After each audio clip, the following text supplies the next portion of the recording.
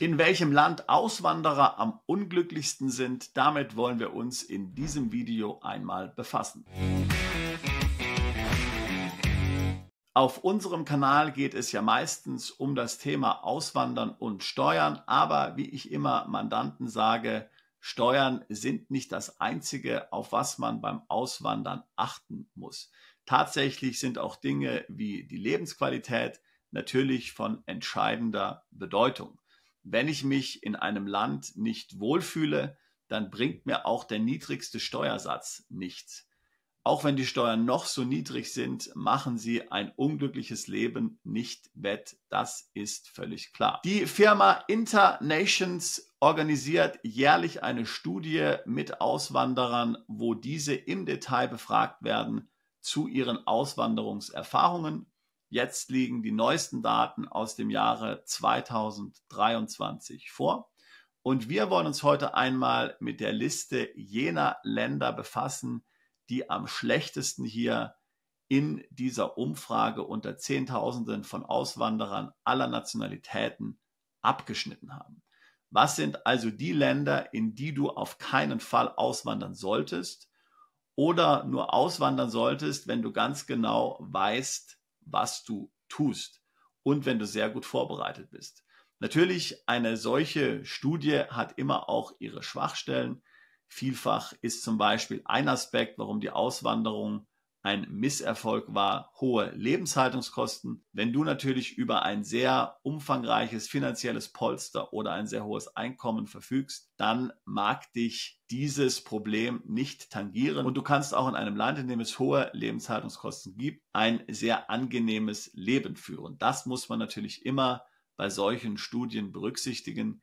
Inwieweit betrifft es dich persönlich? Andere Schwierigkeiten, gerade kultureller und zwischenmenschlicher Art, lassen sich natürlich durch Geld nicht aus dem Weg räumen. Da muss man dann schon einen sehr genauen Plan haben, wie man damit umgehen will. Ich meine, wenn du jemand bist, der sowieso kein aktives Sozialleben hat und sowieso lieber zum Beispiel mit deiner Familie alleine zu Hause bist, was ja völlig legitim ist, dann kann es dir ja letztlich egal sein, wie die anderen Menschen so in diesem Land sind. Auch wenn du als Selbstständiger oder Freiberufler oder Unternehmer arbeitest, dann kann es dir ja letztlich egal sein, ob Jobs in dem Land, in das du ausgewandert bist, einfach zu bekommen sind oder nicht. Das sind natürlich alles Kriterien, die in dieser Studie hier berücksichtigt werden. Du musst also tatsächlich für dich herausfinden, was auf dich zutrifft und was nicht. Und das ist im Grunde auch mein Anliegen für dich. Befasse dich sehr genau mit solchen Studien, überlege dir sehr genau, was sagt diese Studie über das ein oder andere Kriterium und wäre das ein Problem für mich. Wie gesagt, wir sind alle unterschiedlich, wir haben alle unsere ganz individuellen Präferenzen und Vorlieben. Und nur weil ein Land für die Mehrheit von Auswanderern nicht besonders positiv abschneidet bei der Auswanderungserfahrung, heißt das noch lange nicht, dass du die gleiche Erfahrung machen wirst, denn deine Umstände sind ja auch ganz individuell. Befassen wir uns nun aber mit den 10 Ländern. Ich fange hier also beim 10. schlechtesten Land an. Das heißt, das letzte Land ist dann das allerschlechteste. Und wie gesagt, das Ranking ist basierend auf der Studie von Internations für das Jahr 2023. Auf Platz 10 haben wir Japan. Japan ist also das 10 unbeliebteste Land bei Auswanderern. Die Gründe hier scheinen relativ auf der Hand zu liegen. Wir wissen ja, dass sich die japanische Kultur mit Ausländern, mit Fremden schwer tut. Japan war schon immer sehr abgeschottet und man kann sich vorstellen, dass es hier einem Ausländer, der nach Japan kommt, schwerfallen wird, sich zurechtzufinden. Auch die Arbeitskultur ist eine ganz andere als in der westlichen Welt. Hier braucht es also tatsächlich Zeit. Hinzu kommen auch noch Dinge wie zum Beispiel krasser Wohnungsmangel in gerade Städten wie Tokio oder dann Wohnungen, die sehr teuer sind und generell natürlich ein Lebensstil, der so ganz anders ist, als man ihn im Westen gewöhnt ist. Deswegen, es wundert mich nicht, dass hier Japan die 10. unbeliebteste Destination für Auswanderer ist. Rang 9 hat mich schon eher überrascht, denn dort finden wir Neuseeland. Neuseeland ist ja nun für viele Auswanderer ein Traumland. Wir kennen Neuseeland aus vielen Filmen, ganz bekannt natürlich aus Lord of the Rings. Für viele ein Paradies. zumindest was die Natur und die Landschaft anbelangt. Aber es ist eben nicht alles Gold, was glänzt. Vielfach bemängeln Auswanderer, dass Neuseeland kulturell doch recht rückständig ist, dass auch die Neuseeländer ein bisschen wie eine Clique sind und man sich dort nur schwer zurechtfinden kann, wenn man Ausländer ist, und auch Jobs nicht so einfach zu bekommen sind für Ausländer, selbst wenn man gut qualifiziert ist. Das Jobangebot offensichtlich nicht sehr hoch. So sagt es jedenfalls die Studie von Internations. Auf Rang 8 liegt ein Land, das ich selbst sehr gut kenne, nämlich Malta. Wir sprechen ja hier oft von Malta und in dieser Studie von Internations wird also Malta als das 8. schlechteste Land für Ausländer geführt. Was können die Gründe dafür sein? Nun, ich warne selbst immer alle Mandanten vor Malta. Ich habe selbst in Malta gewohnt und ich liebe Malta. Ich liebe die Maltesen. Ich liebe die Kultur, aber es ist eben doch so ganz anders. Es ist nicht mit anderen Mittelmeerinseln wie zum Beispiel Mallorca zu vergleichen. Eher gleicht Malta einer Stadt im Mittleren Osten wie zum Beispiel Jerusalem oder auch Beirut, sage ich oft. Ja, alles ist sehr eng gedrängt. Es gibt viele Autos. Es ist heiß, staubig, trocken. Das sind Dinge, mit denen man sich erstmal anfreunden muss. Auch wenn die Steuern natürlich sensationell günstig sind. Auf Platz 7 haben wir Italien. Nun, das hat mich schon eher überrascht, denn Italien ist ja doch so ein Land, in dem sich im Grunde jeder vorstellen kann zu leben. Wer träumt nicht von einem Leben in der Toskana oder in einer Stadt wie Florenz? Viele Auswanderer gemäß Internations bemängeln hier die schlechte Infrastruktur. Gerade auch so Dinge wie schneller Internetzugang sind wohl nicht selbstverständlich. Komplizierte Behördengänge, Ineffizienz. Das alles macht es Auswanderern in Italien schwer. Auf Rang 6 in unserer Liste haben wir Südafrika. Südafrika gilt ja für viele als das schönste Land der Welt. Ich kann dem nur zustimmen. Aber Südafrika hat natürlich ganz enorme Probleme. Denken wir hier nur an die täglichen Stromausfälle. Dieses Load-Shedding, wo jeden Tag letztlich für 2 Stunden der Strom abgestellt wird, um die Ressourcen hier zu schonen. Ganz abgesehen natürlich von einer ganz schlimmen Kriminalitätsrate.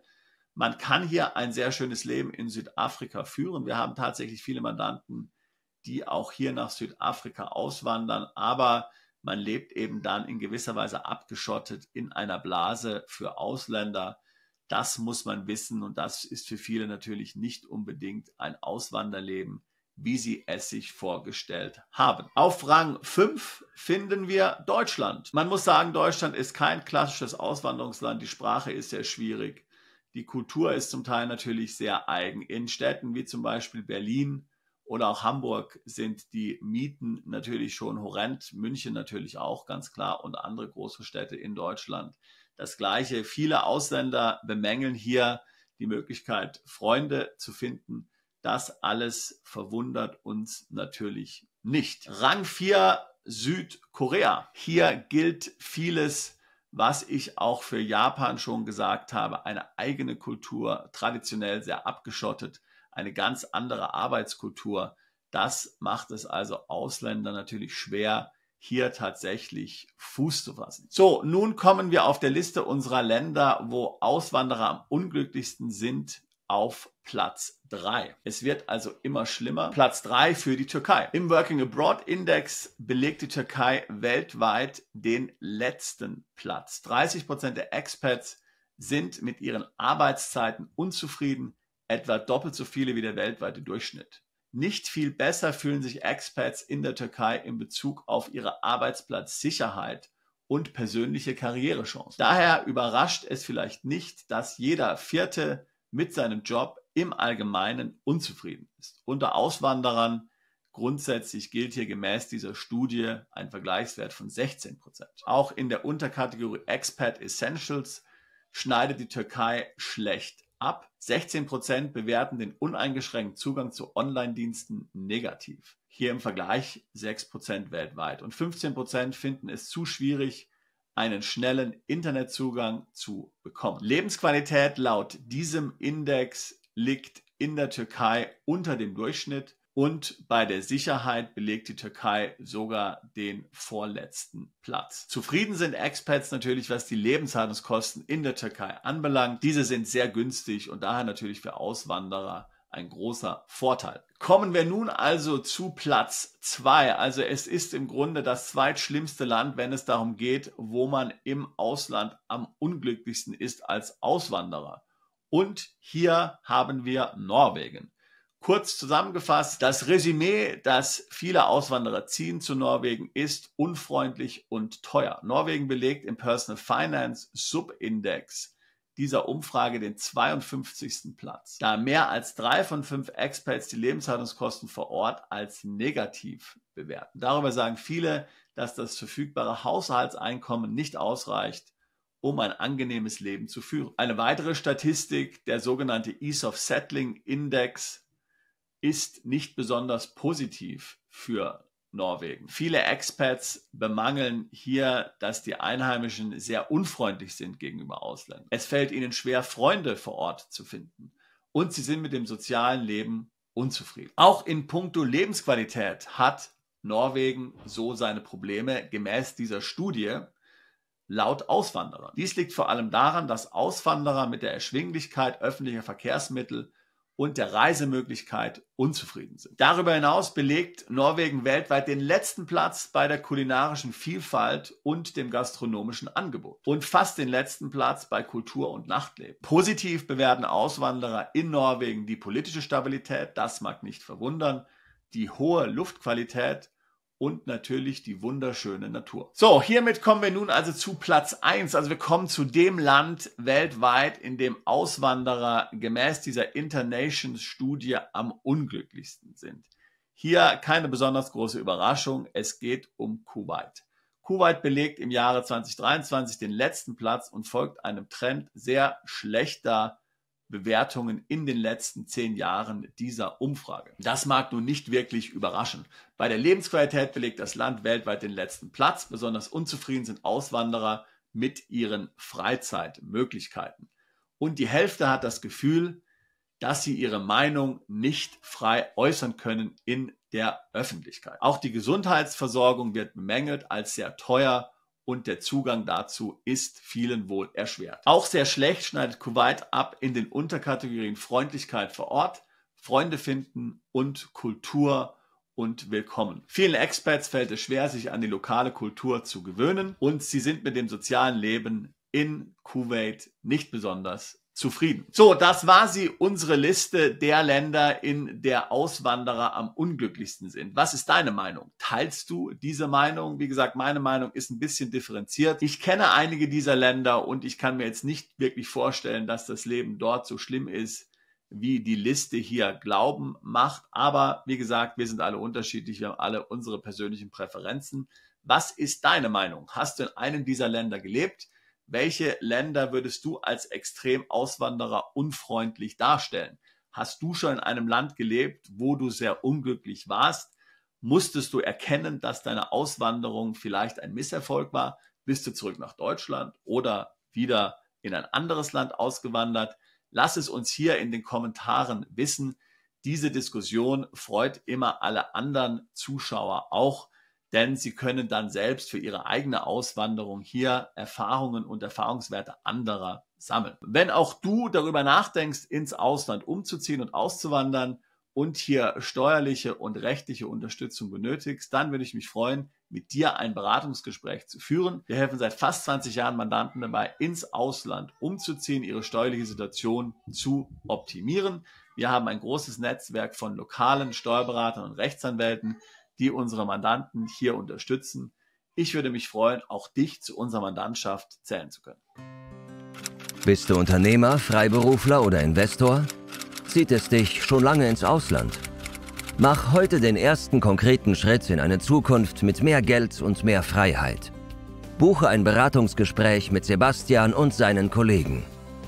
Unsere Kanzlei unterstützt Mandanten wie dich dabei, deine Steuerlast legal zu reduzieren, Vermögen aufzubauen und zu schützen und deine persönliche Freiheit zu maximieren. Profitiere jetzt von unserem Fachwissen und unserem Netzwerk. Gehe zu mandatierung.com und werde Mandant unserer Kanzlei.